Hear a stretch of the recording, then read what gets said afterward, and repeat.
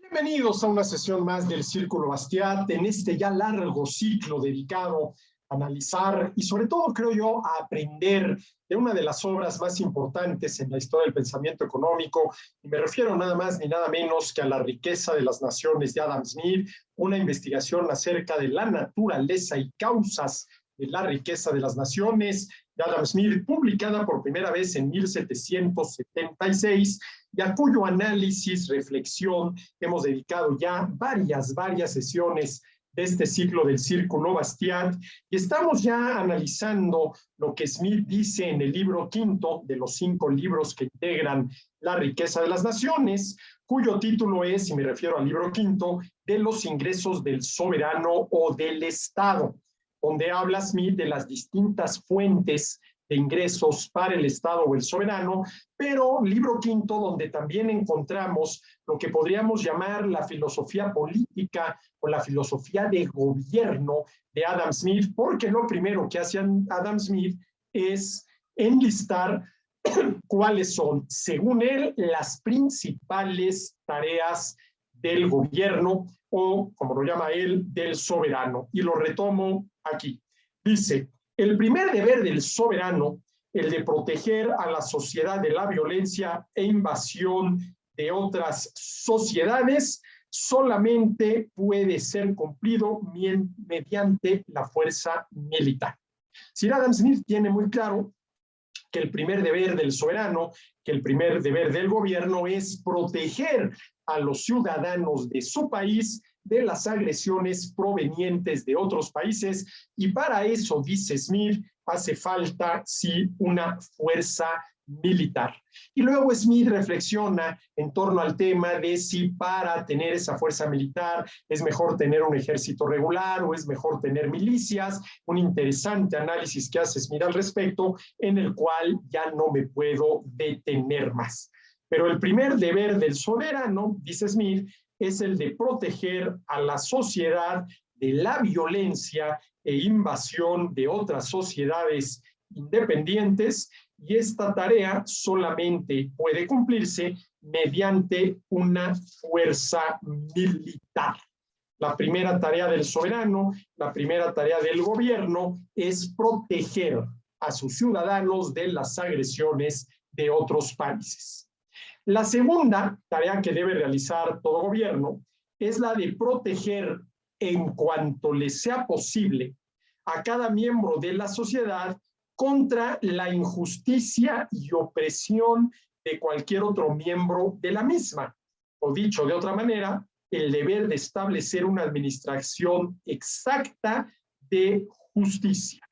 Exacta de justicia. La segunda tarea del gobierno, la segunda tarea del soberano, es proteger a los ciudadanos de las agresiones de otros ciudadanos. A ver, la primera tarea, según Smith, del soberano, del gobierno, sería proteger a los ciudadanos de las agresiones de ciudadanos de otros países.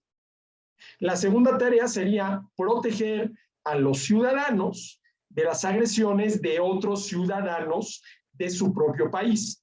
Y ambas tareas tienen que ver con la justicia, porque esa protección tiene como fin hacer valer los derechos de los ciudadanos, ya sea que quien quiera violarlos sean ciudadanos de otros países, por ejemplo, una fuerza militar invasora, o ciudadanos del mismo país, por ejemplo, secuestradores, ladrones, ¿sí?, estafadores, etcétera, etcétera. Pero lo que está diciendo Smith es que las dos primeras tareas del soberano, las dos primeras tareas del gobernante son hacer valer la justicia, que no es otra cosa más que esa virtud por la cual respetamos los derechos de los demás.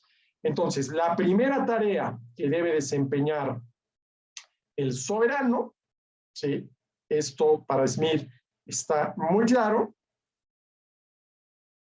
¿sí?, es proteger a la sociedad de la violencia e invasión de otras sociedades. La segunda es proteger en cuanto le sea posible con lo cual da a entender que esa protección nunca será 100% eficaz, a cada miembro de la sociedad contra la injusticia y opresión de cualquier otro miembro de la misma sociedad. Y a esta segunda tarea del soberano, a esta segunda tarea del gobierno, ¿sí?, Smith la identifica como el deber del gobierno, del soberano, de establecer una administración exacta de la justicia, ¿sí? Una administración exacta de la justicia. Y la tercera tarea que debe desempeñar el gobierno, dice Smith, ¿sí?, es el de construir y mantener esas instituciones y obras públicas que, aunque sean enormemente ventajosas para una gran sociedad, son, sin embargo, de tal naturaleza que el beneficio jamás reembolsará el coste en el caso de ningún individuo o número pequeño de individuos, y que, por lo tanto, no puede esperarse que ningún individuo o grupo reducido de individuos vaya a construir o mantener. Sería, por ejemplo, el tema de las obras públicas. Será también el tema, que en aquel entonces no se le reconocía como tal o no se le llamaba como tal, de los bienes públicos, Pero es interesante ver que lo primero que hace Smith, antes de empezar a hablar de las fuentes de financiamiento del gasto gubernamental, ¿sí?, empieza por decirnos, según él, cuáles son las tareas que el soberano, que el gobierno, que los gobernantes deben llevar a cabo. Y esto tiene que ver con la respuesta, con la pregunta más general, no qué puede hacer un gobierno, sino qué debe hacer el gobierno. Un gobierno puede hacer, y muchas veces hace, mucho más de lo que debe. Pero la pregunta no es qué puede hacer el gobierno, sino qué debe hacer el gobierno. Y esta pregunta, ¿qué debe hacer el gobierno? ¿Cuáles son las legítimas tareas del gobierno?, nos lleva a otra pregunta. ¿Hay una manera objetiva de responder esta pregunta? ¿Hay una forma objetiva de responder a la pregunta ¿qué debe hacer el gobierno? ¿Cuáles son sus legítimas tareas a las cuales debería delimitarse? ¿Sí? Porque si le preguntamos, por ejemplo, a una persona de izquierda, pues nos dirá que las tareas del gobierno son tales. Si le preguntamos a una persona de derecha, nos dirá que las tareas del gobierno son tales y muchas veces diferentes de las que señala la persona de izquierda. Y si le preguntáramos a una persona de centro, sí, pues probablemente también difiera de las respuestas que dan a la pregunta ¿qué debe hacer el gobierno?, las personas de izquierda y las personas de derecha. Hay una manera objetiva de responder a la pregunta ¿qué debe hacer el gobierno? Y permítanme abrir un paréntesis para compartir con ustedes lo que considero, y lo digo honestamente, un primer intento, para tratar de responder objetivamente esta pregunta. ¿Qué debe hacer el gobierno? Y para tratar de responder objetivamente esta pregunta, lo primero que yo hago es identificar cuáles son los tres poderes del gobierno y de qué manera se pueden combinar esos tres poderes. A ver, los tres poderes del gobierno son prohibir, obligar y castigar. Esos son los tres poderes del gobierno. Prohibir, obligar y castigar. Por ejemplo, prohibir que se violen los derechos de las personas. Obligar a quien los violó a resarcir a su víctima. Y castigar al violador. Estos son los tres poderes del gobierno. Prohibir, obligar y castigar. Y el ejemplo que acabo de poner tiene que ver con lo que considero es la tarea esencial y por lo tanto irrenunciable del gobierno. Prohibir que se violen los derechos de las personas, obligar a quien los viole a resarcir a su víctima y castigar. Ahora, para que el gobierno pueda realizar estas tres tareas, necesita recursos. Por lo tanto, tiene que obligar a los ciudadanos a entregarle parte del producto de su trabajo. Producto del trabajo de cada quien, que no es otra cosa más que el ingreso de cada cual. Es decir, el gobierno tiene que cobrar impuestos. Y para eso tiene que obligar a los ciudadanos, en su calidad de contribuyentes, a entregarle parte del producto de su trabajo y castigar a quien no lo haga. ¿Qué justificaría que el gobierno obligue a los ciudadanos a entregarle parte del producto de su trabajo y que los castigue si no cumplen con esa obligación? Lo que justificaría esto es que el gobierno, con toda honestidad y eficacia, ¿sí?, garantice hasta donde sea posible, y fíjense cómo lo dice Smith, esto me llama mucho la atención, dice, el segundo deber del soberano es el de proteger en cuanto le sea posible. Yo creo que Smith se dio cuenta que ningún gobierno es capaz, ¿sí?, de garantizar el respeto a los derechos de sus ciudadanos en todos los casos, y para todos en todos los casos y en todo el tiempo, ¿sí? Entonces, ¿qué es lo que justifica que el gobierno obligue a los ciudadanos en su calidad de contribuyentes a entregarle parte del producto de su trabajo? Que destine esos recursos a garantizar el respeto a los derechos, ¿sí?, en obligar a quien viole esos derechos a resarcir a su víctima y en castigar. ¿Sí? ¿Por qué? Porque, a ver, si nosotros aceptamos que las personas tenemos el derecho al producto íntegro de nuestro trabajo, y lo tenemos, entonces hay que buscar la justificación correcta para el cobro de impuestos. Porque, a ver, como yo siempre lo he dicho, yo no pago impuestos, a mí me los cobran y termino pagándolos. ¿Por qué? Por el miedo al castigo al que me haría acreedor si no cumplo con esa obligación. ¿Qué justifica que el gobierno obligue a los ciudadanos, en su calidad de contribuyentes, a entregarle parte del producto de su trabajo, parte de su ingreso? Pues el que destine esos recursos para que con toda honestidad y eficacia, ¿sí?, garantice los derechos de las personas, ¿sí?, obligue a quien viola esos derechos a resarcir a su víctima y lo castigue. Y todo esto tiene que ver con la justicia. Todo esto tiene que ver con la justicia. Entonces, la pregunta es, ¿qué debe, no qué puede, qué debe hacer el gobierno? Y la otra pregunta es si hay una manera objetiva de responder esta pregunta. Y a ver, yo lo he intentado. No sé, ustedes tendrán la última palabra, si lo he logrado o voy por el buen camino.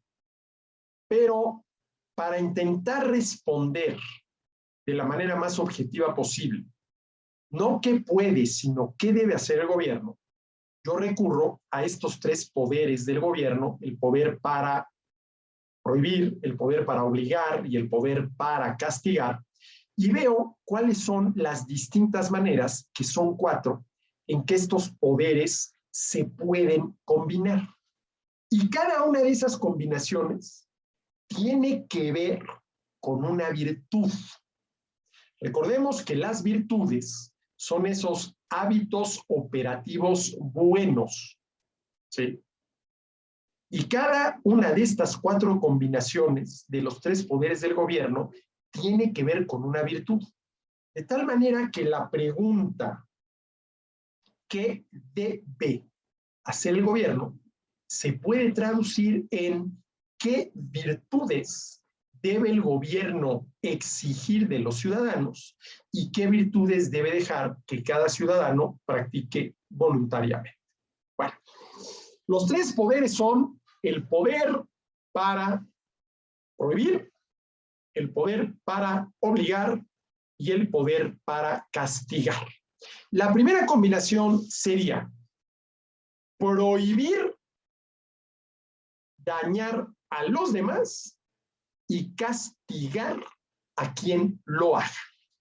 Ahí está la primera combinación, prohibir, castigar. Prohibir dañar a los demás y castigar a quien lo haga. Ahora, a ver, esto hay que puntualizarlo. Porque la pregunta es si el gobierno debe prohibir cualquier tipo de daño que una persona pueda hacerle a otra. Por ejemplo, los daños morales.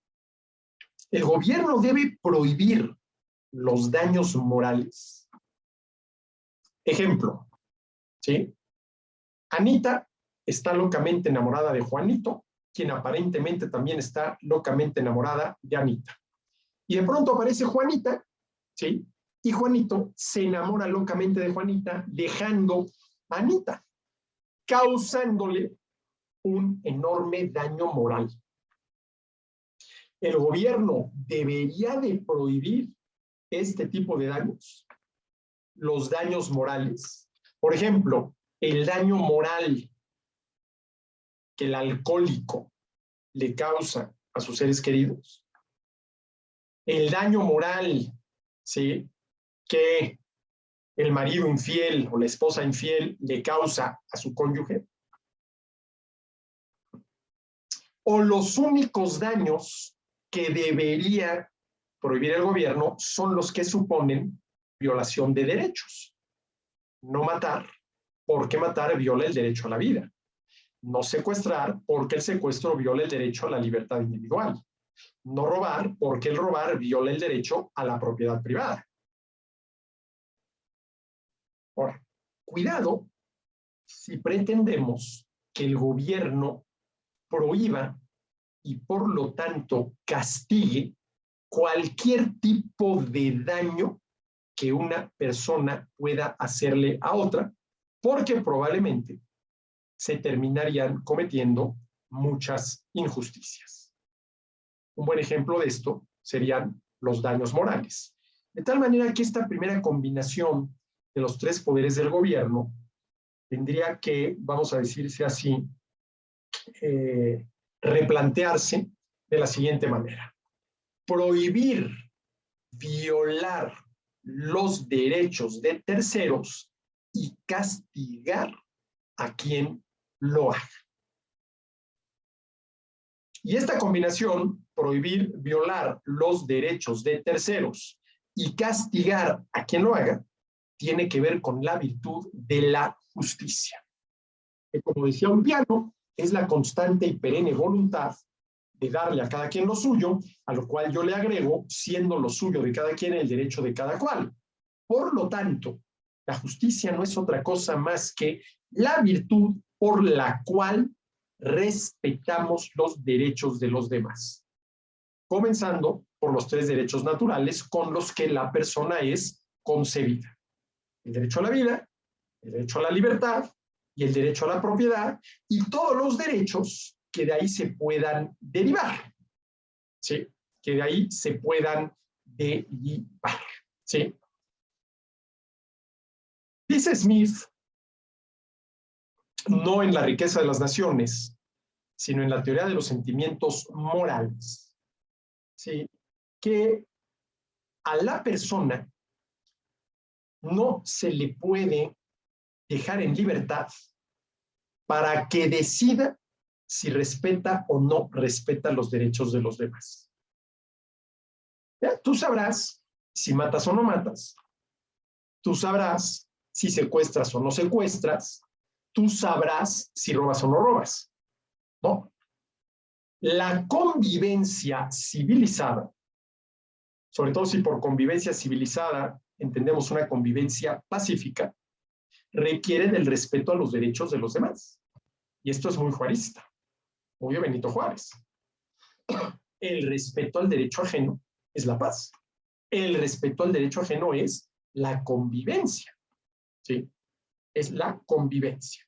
Y dicho sea de paso, el respeto a los derechos de los demás es el verdadero precio que hay que pagar para convivir civilizadamente, para poder vivir en paz. Porque por ahí hay algunos que dicen, sobre todo a quienes criticamos el cobro de impuestos y en concreto el excesivo cobro de impuestos, cuando se cobran impuestos para financiar tareas que legítimamente no le corresponden al gobierno, nos dicen, es que tú no te has dado cuenta de que el pagar impuestos es el precio que hay que pagar para convivir en sociedad. Y eso no es cierto. Porque el verdadero precio que hay que pagar para convivir civilizadamente, para vivir en paz, es respetar los derechos de los demás. Respetar los derechos de los demás. Entonces, en la teoría de los sentimientos morales, Adam Smith dice que la justicia, el respeto a los derechos de los demás, es la condición de la convivencia civilizada. Y que ese respeto a los derechos de los demás no debe dejarse a la libre voluntad de cada quien, que tiene que imponerse a la fuerza. Se tiene, ¿sí?, que prohibir violar los derechos de los demás. Se tiene que obligar al violador a resarcir a la víctima, siempre y cuando esto sea posible. Y se tiene que castigar al violador. ¿Sí? Esa es la primera combinación de los tres poderes del gobierno: prohibir, violar los derechos de los demás y castigar a quien lo haga. Y eso tiene que ver con la virtud de la justicia. Bueno, la segunda combinación: prohibir hacerse daño a uno mismo y castigar a quien se lo haga. Y esto tiene que ver con la virtud de la prudencia en sentido negativo. ¿Por qué en sentido negativo? Porque se te prohíbe hacerte daño. Y la prudencia es esa virtud por la cual cuidamos de nosotros mismos. Oye, ya viene el examen. ¿No sería prudente que te pongas a estudiar para que no lo vayas a reprobar? Oye, tienes unos kilitos de más. ¿No sería prudente que te pusieras a dieta? Oye, tienes muy mala condición física. ¿Sí? Subiste 3 escalones y ya no podías. ¿No sería prudente que hicieras un poco de ejercicio? La prudencia como la virtud por la cual cuidamos de nosotros mismos. Y cuidar de nosotros mismos puede ser, primero que nada, en sentido negativo. No me hago daño. Pero también puede ser, como lo veremos más adelante, en sentido positivo. Sí me hago el bien. ¿Sí? Sí me hago el bien. Pero bueno, esta es la segunda combinación. Prohibir hacerse daño a uno mismo y castigar a quien se lo haga. Pero aquí hay un punto muy interesante. A ver, la primera combinación, yo originalmente, ¿sí?, la expresé así: prohibir hacerle daño a los demás y castigar a quien lo haga.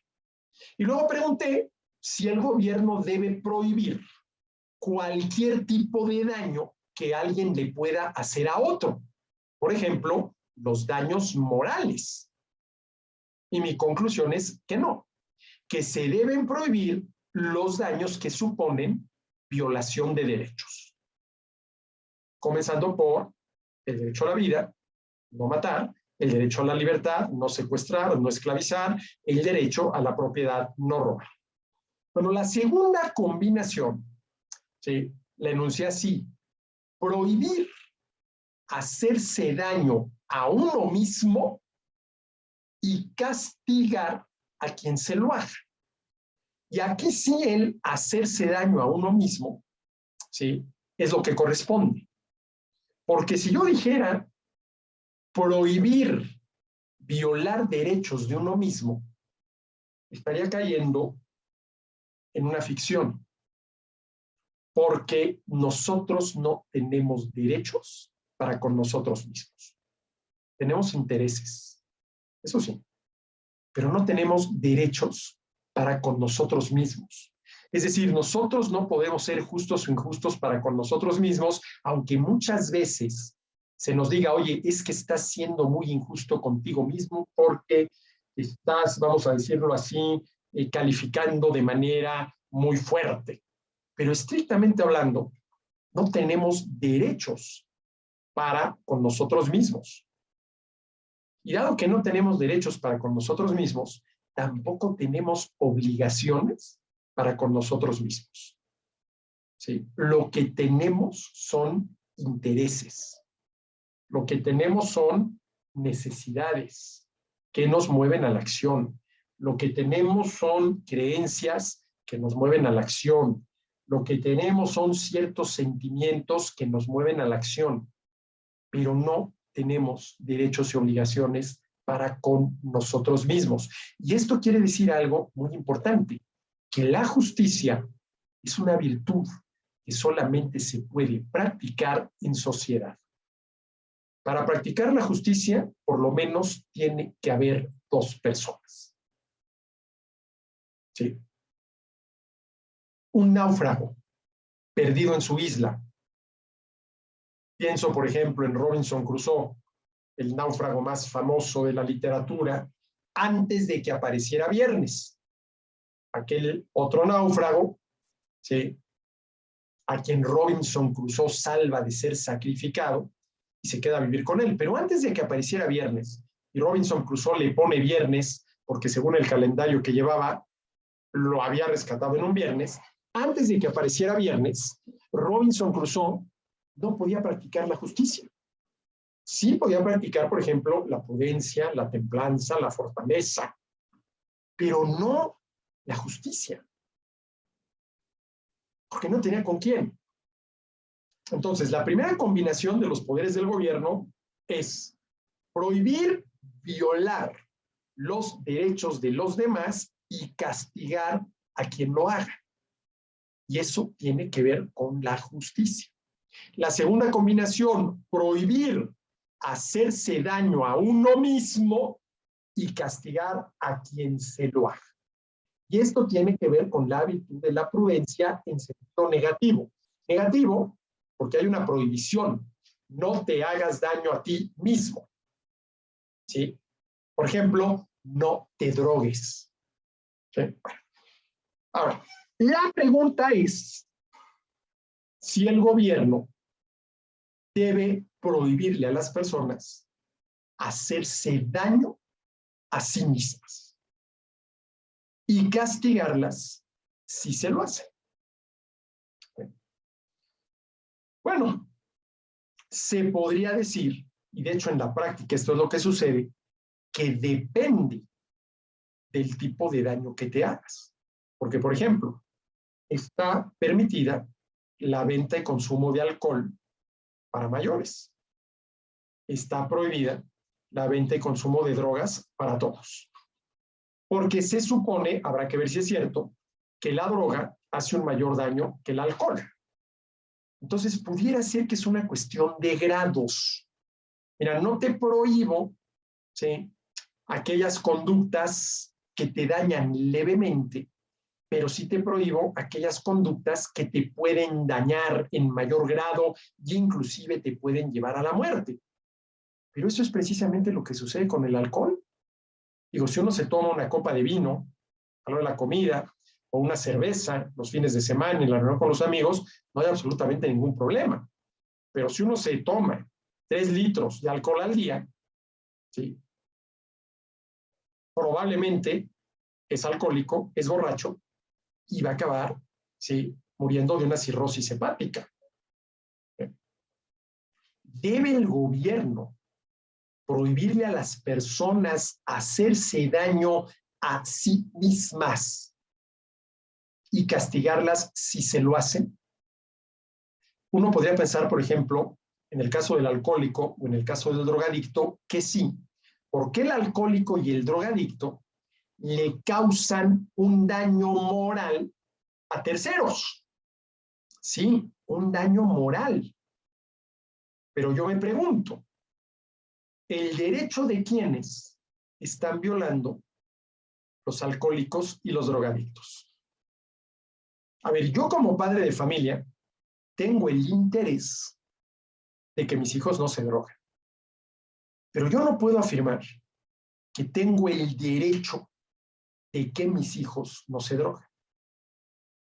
Y si yo tuviese derecho, la contrapartida del mismo sería la obligación de mis hijos de no drogarse, pero no porque a ellos les debe interesar no drogarse para mantener la salud, la vida, la dignidad, sino por no violar el derecho del padre a que los hijos no se droguen.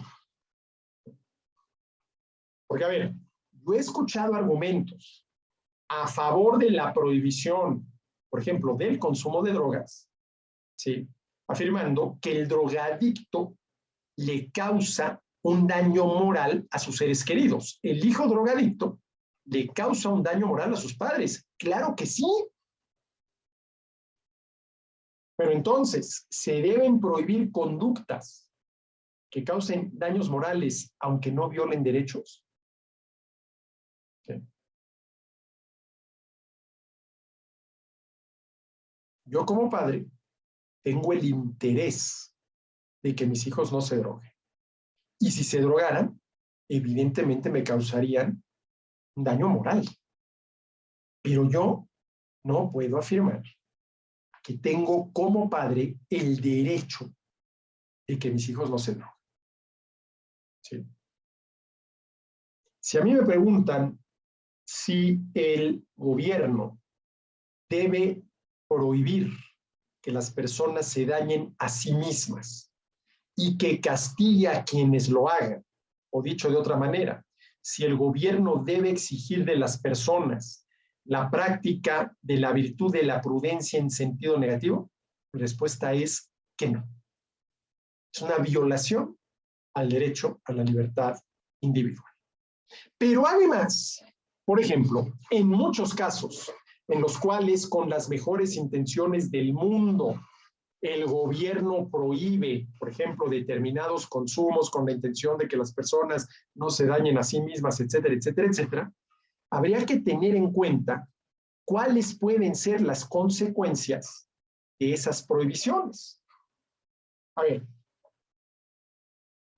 el que se prohíba o se haya prohibido desde que allá al principio de los años 70 del siglo pasado se inició por iniciativa del entonces presidente estadounidense Richard Nixon la lucha contra las drogas. El prohibir o el haber prohibido desde la producción hasta el consumo de drogas, no digamos eliminó, redujo su consumo, no, y generó problemas muchísimos más graves, como es toda la dimensión delictiva del narcotráfico. Los asesinatos, las torturas, los secuestros, etcétera, etcétera. Pero esta es la segunda posible combinación de los tres poderes del gobierno. Prohibir que las personas se hagan daño a sí mismas y castigarlas si lo hacen. Tercera combinación, obligar a que las personas se ayuden entre sí y castigar a quien no lo haga. Aquí tenemos la combinación de obligar y castigar. Y esto está relacionado con la virtud de la beneficencia, por la cual le hacemos el bien a los demás, ayudamos a los demás. Y nuevamente la pregunta vuelve a ser si el gobierno debe obligarnos a ayudar a los demás y castigar a quien no lo haga. ¿Y qué dice Smith al respecto de esta pregunta en la teoría de los sentimientos morales. Smith dice que la convivencia civilizada exige la práctica de la justicia, respetar los derechos de los demás y que ese respeto no debe dejarse a la libre voluntad de cada quien.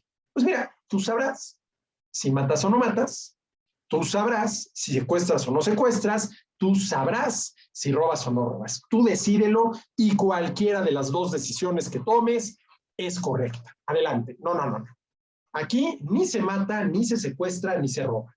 Aquí se respeta el derecho a la vida, el derecho a la libertad y el derecho a la propia. Pero dice Smith algo muy interesante. Dice que con la convivencia civilizada, con la práctica únicamente de la justicia, nos quedamos cortos. Porque hay que transitar de la convivencia civilizada, practicando la justicia, a una convivencia más humana, practicando la benevolencia. Practicando la benevolencia. No basta, esto es lo que está diciendo Smith, con no violar los derechos de los demás. Dice, porque para eso lo único que tienes que hacer es no salir de tu casa. ¿Sí? Dado que la práctica de la justicia requiere de por lo menos dos. No sales de tu casa, te quedas encerrado, no convives con nadie, no tienes la oportunidad de ser injusto. Se te presentan oportunidades de ser injusto en el momento en que sales de tu casa y empiezas a convivir con otras personas. Dice Smith que la práctica de la justicia es necesaria, pero no suficiente, porque la práctica de la justicia da como resultado una convivencia civilizada, pero que la convivencia de los seres humanos, además de ser civilizada, debe de ser humana.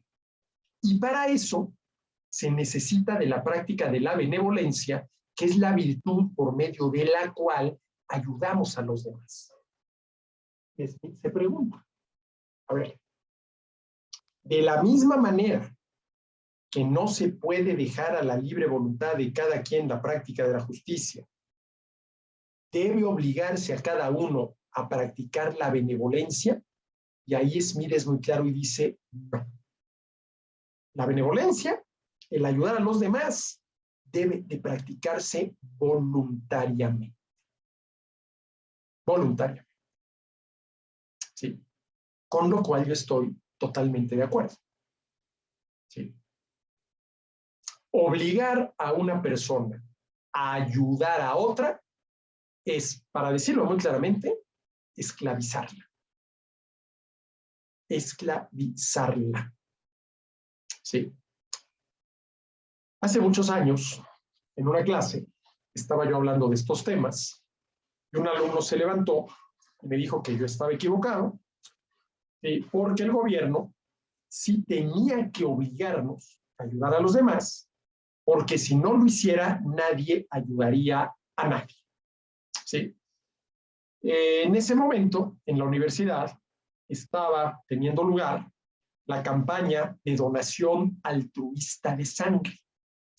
Y entonces, yo le dije a este muchacho, te compro la idea, me parece muy bien, hay que obligar al ser humano a ayudar a los demás, de tal manera que o me traes el certificado de que donaste sangre o no pasas mi materia. No hubieran visto la cara de este muchacho. Profesor, ¿pero cómo cree? No, a ver, tú me estás diciendo que hay que obligar a las personas a ayudar a las personas. Yo te estoy obligando a hacer algo, donar sangre, que en una de esas le salva la vida a alguien más. Así que o me traes el certificado de que donaste sangre, la constancia de que donaste sangre, o no pasas mi materia. Bueno, en ese momento este muchacho le quedó claro que no se debe obligar a los demás, obligar a unos a ayudar a los demás, porque eso es tanto como esclavizarlos, como instrumentalizarlos, considerarlos como medios para el logro de los fines de otros y no como debe ser considerada de entrada cualquier persona, como un fin en sí misma, ¿sí? Un fin en sí mismo. Ahora, aquí se podrá armar un argumento similar al que armamos cuando hablamos de la segunda combinación de los tres poderes del gobierno.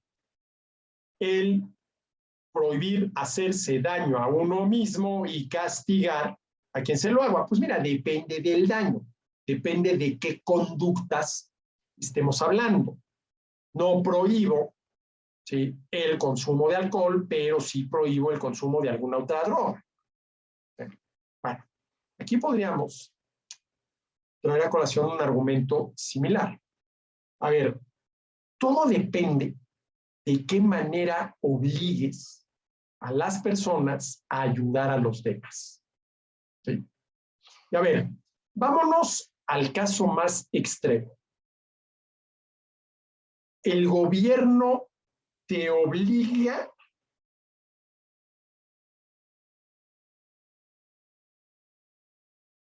a entregar tu vida por alguien más. El gobierno te obliga a entregar tu vida por alguien más. ¿Tiene el gobierno ese derecho? Pues claro que no. Oye, ¿pero qué no alguien dijo que no hay amor más grande que el de aquel que da su vida por los demás? Sí, que da su vida por los demás, no que lo obligan a dar su vida por alguien más. Aquí estoy cuestionando no el dar la vida, sino la obligatoriedad de dar la vida. Bueno, a ver, bajémosle al dramatismo. Ya no te obliga a dar tu vida por alguien más, pero sí te obliga a dar un órgano para alguien más. Oye, ¿pero qué? ¿Tú estás en contra de la donación de órganos? No, no estoy en contra de la donación voluntaria de órganos, pero sí estoy en contra de que el gobierno te obligue, ¿sí?, a dar uno de tus órganos para alguien más. Bueno, bajémosle de dramatismo al asunto. Ya no es tu vida, ya no es un órgano, es trabajo. A ver, el gobierno te obliga a trabajar un par de horas a la semana, ¿sí?, obviamente de manera gratuita, a favor de alguien más. Bueno, ese es el servicio social, ¿sí?, que los alumnos universitarios tienen que cumplir para tener derecho a graduarse. Si no cumpliste con un determinado número de horas de servicio social, no tienes derecho a graduarte hasta que lo hayas completado. Lo cual supone, para decirlo muy claramente, ¿sí?, tratar a los alumnos como si fueran esclavos, obligándolos, ¿sí?, al servicio social. Nuevamente, estoy en contra de los servicios sociales, ¿no? Estoy en contra de la obligatoriedad. Bueno, mira, ya no te va a obligar a dar tu vida, ya no te va a obligar a dar un riñón, ya no te va a obligar a dar parte de tu tiempo, parte de tu trabajo. Te va a obligar a dar parte del producto de tu trabajo. ¿Cómo se hace esto? Cobrándote impuestos con fines redistributivos. Te va a quitar a ti parte del producto de tu trabajo para dárselo, ¿sí?, ya sea en efectivo, ya sea en especie, a alguien más. Por lo general, la gente está en contra de las dos primeras opciones, que el gobierno te obligue a entregar tu vida por el bien de alguien más, que el gobierno te obligue a entregar un órgano por el bien de alguien más. Hay algunos que están en contra, pero otros están a favor del servicio social. Y casi nadie está en contra del cobro de impuestos con fines redistributivos. Ya no me estás obligando, ¿sí?, a darte horas de trabajo, pero sí me estás obligando a darte parte del producto de mi trabajo. Esto es el Estado benefactor. cuyo agente es el gobierno redistribuidor del ingreso. ¿Sí? Y el Estado benefactor y el gobierno redistribuidor del ingreso parten de la creencia equivocada de que el gobierno, aunque sea de manera indirecta, no te obligo a trabajar a favor de alguien más, pero sí te obligo a entregarme parte del producto de tu trabajo para dárselo a alguien más, de obligar a las personas, ¿sí?, a hacerle el bien a los demás y castigarlos si no lo hacen. Ese es el Estado benefactor.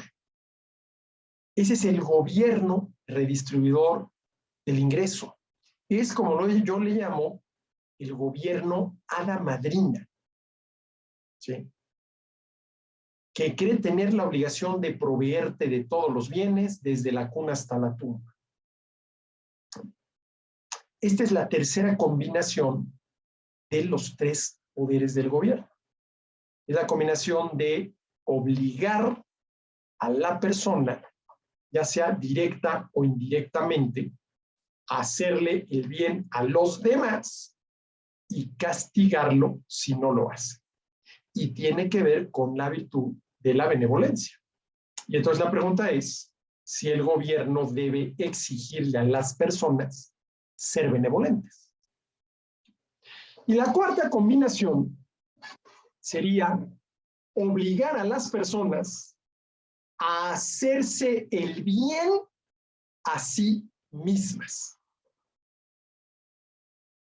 A ver, tú tienes sobrepeso, tienes muy mala condición física, por tu propio bien, te obligo, y si no cumples con la obligación, te castigo, a hacer media hora de ejercicio físico todos los días. Por tu bien. Te obligo. Y esto tiene que ver con la virtud de la prudencia en sentido positivo. Prudencia en sentido negativo, te prohíbo consumir drogas. No consumas drogas. Prudencia en sentido positivo, te obligo a hacer ejercicio. Sí, haz ejercicio. Y la pregunta vuelve a ser la misma. ¿Sí? ¿Debe el gobierno obligar a las personas a hacerse el bien a sí mismas? Y si no se lo hacen, castigarlas. Y nuevamente, alguien podrá decir que pues todo es cuestión de grado. Oye, mira, yo creo que sería una exageración que el gobierno te obligara a entrenar lo que se tiene que entrenar para que puedas correr un maratón en menos de 3 horas. Pero a ver, que te obligue a 20 minutos de ejercicio físico todos los días, en tu beneficio, ¿sí? Te vas a sentir mejor, tu salud va a mejorar, te vas a ver mejor. Pues eso, ¿por qué no? Entonces, a ver, aquí tenemos 3 virtudes. La virtud de la justicia, la virtud de la prudencia en sentido negativo y en sentido positivo, y la virtud de la benevolencia, resultado de las 4 posibles combinaciones de los 3 poderes del gobierno. ¿Cuál de estas 3 virtudes, justicia, prudencia y benevolencia, debe exigir el gobierno de los ciudadanos? Si a mí me preguntan, solamente una: la justicia. El gobierno debe prohibir violar los derechos de los demás y castigar a quien lo haga. Pero el gobierno no debe prohibir que las personas se hagan daño a sí mismas y castigarlas si se lo hacen. El gobierno, ese es el gobierno que yo llamo ángel de la guarda, que como todo buen ángel de la guarda, pretende preservarte de todos los males, comenzando por los que puedes hacerte a ti mismo, por ejemplo, drogándote. El gobierno puede obligarte a hacerle el bien a los demás y castigarte si no lo haces. ¿Sí? Ese sería el gobierno hada madrina que pretende concederte todos los bienes, pero como ningún gobierno puede darle todo a todos y solamente puede darle algo a algunos, necesita redistribuir el ingreso, quitándole a quienes considere que tienen de más para darle a quienes tienen de menos. Y la cuarta combinación, obligarte a hacerte el bien y castigarte si no lo haces. Sí. ¿Cuál es la única virtud que el gobierno debe exigir de los ciudadanos? La virtud de la justicia. La virtud de la justicia. Es decir, se justifica que el gobierno prohíba violar derechos, obligue al violador a resarcir a la víctima y lo castigue por las violaciones cometidas. Ahora, como dije hace rato, para que el gobierno haga esto, necesita recursos. Hay que financiar esas tareas del gobierno. Por lo tanto, tiene que obligar a los ciudadanos a entregarle parte del producto de su trabajo y castigar a quien no lo haga. Castigar a quien no lo haga. ¿Qué supone que la única virtud que el gobierno debe exigir de los ciudadanos es la virtud de la justicia? Lo que ya dije, que prohíba violar derechos, que hasta donde sea posible prevenga la violación de esos derechos, y dado que esto no es posible en todos los casos, cuando se violen derechos, obligar a la víctima, obligar al violador a resarcir a la víctima y castigar. Y castigar. Sí.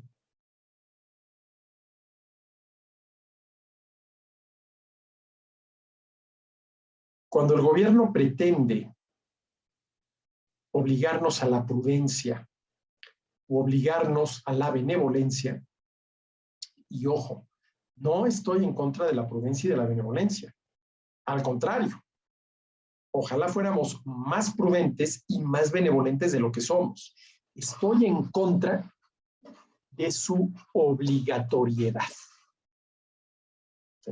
Estoy en contra de su obligatoriedad. ¿Por qué? Porque cuando el gobierno obliga a los ciudadanos a la práctica de la prudencia en sentido positivo o negativo, o a la práctica de la benevolencia, termina violando derechos, comenzando por el derecho a la libertad individual. Si tu gobierno me prohíbes consumir drogas, estás violando mi derecho a la libertad individual. Y también a la propiedad privada, ¿sí? Que supone el uso, por ejemplo, de las drogas. Si tu gobierno me cobras impuestos con fines redistributivos, estás violando mi derecho a la propiedad privada sobre el producto de mi trabajo. Porque, a ver, si el gobierno le cobra el mismo impuesto, y lo digo así en singular, no hay por qué multiplicar los impuestos.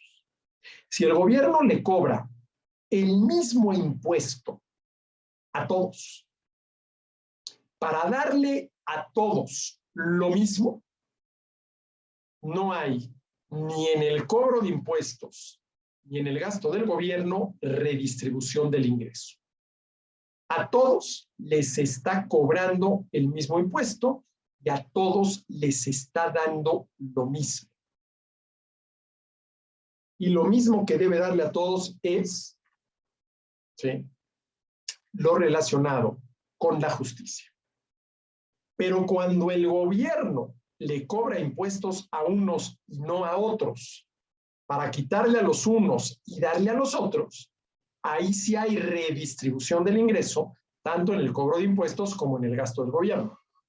Y eso viola el derecho a la propiedad privada. ¿Sí? Ahora, habrá quien diga, y al final de cuentas tiene razón, que aunque se cobre el mismo impuesto a todos para darle a todos lo mismo, ese cobro de impuestos es un robo. Porque, a ver, ¿qué supone robar? Obligar al otro a entregarte parte del producto de su trabajo. Y eso es lo que hacen los recaudadores. Te obligan, bajo amenaza de castigo, a entregarles parte del producto de tu trabajo.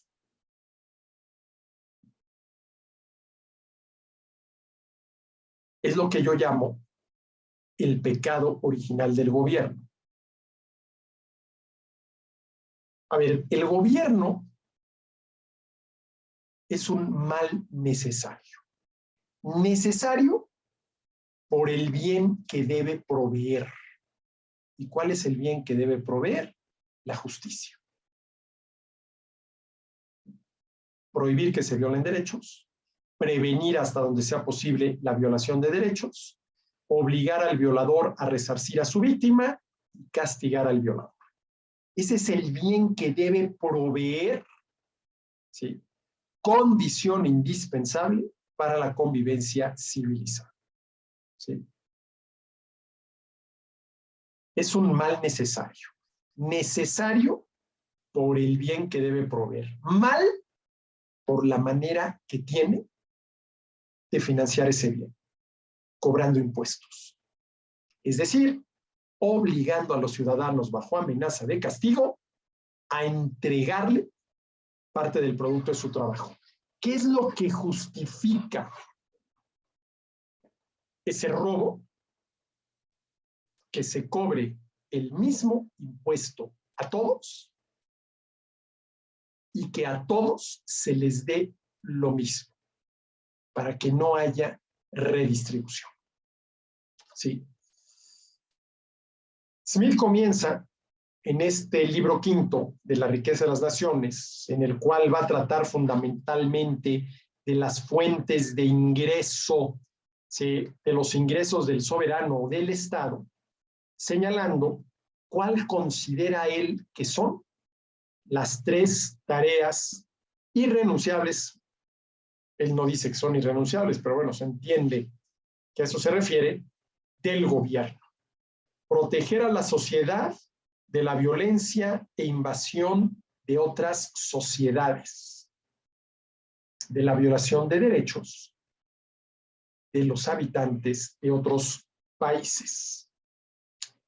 Proteger, en cuanto le sea posible, a cada miembro de la sociedad contra la injusticia y opresión de cualquier otro miembro de la misma, o el deber de establecer una administración exacta de justicia, hacer valer los derechos frente a nuestros conciudadanos.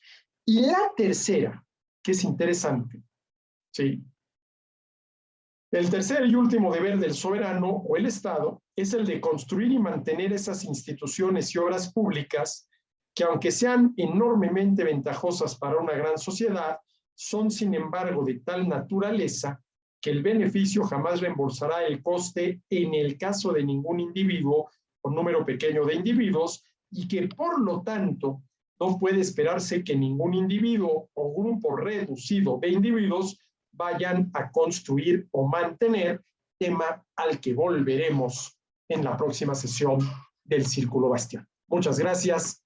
Hasta la próxima.